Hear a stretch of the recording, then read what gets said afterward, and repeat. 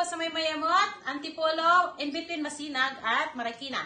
So, ang Rinaldo's Car Care po ay gumagawa ng mga sasakyan, any kind of sasakyan, any problem. So, dalhin nyo lang po yan sa Rinaldo's. Collation, ito may per panel, ito man ay restoration, mechanical, electrical, and aircon services. So, may insurance ka or wala, dalhin mo sa Rinaldo's yan. So, thank you guys! See you around!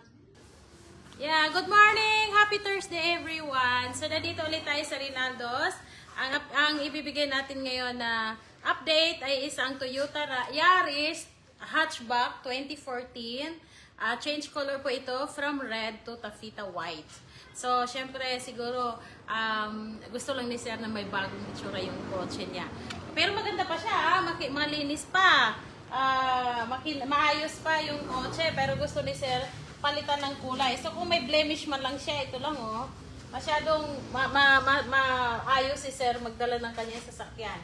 Pero siguro, gusto na talaga niyang palitan ng kulay, kaya pina-change color to taffeta white. So, ito yung gagawin natin na isang Toyota Yaris 2014 change color from red to taffeta white. So actually may faded lang siya ito. Yan lang yung mga faded color niya eh. Makikita mo agad kung saan lang may problema. Pero gusto na ni Sir ipa-change color. So yan, pagka ganyan naman yung ganyan estado ng ating mga sasakyan, di ba? Maganda pa, pero syempre gusto mo nang palitan ng kulay, gusto mo bagong kulay, pwedeng-pwede yan sa Rinaldo's. Dalhin nyo lang po yan dito sa Rinaldo's para ma-evaluate natin at mapag-usapan natin kung how much at saka how long. Actually, yung change color naman natin, 2 weeks lang naman siya. Max na yon. Maayos na siya, malinis na at matuturn over na sa inyo.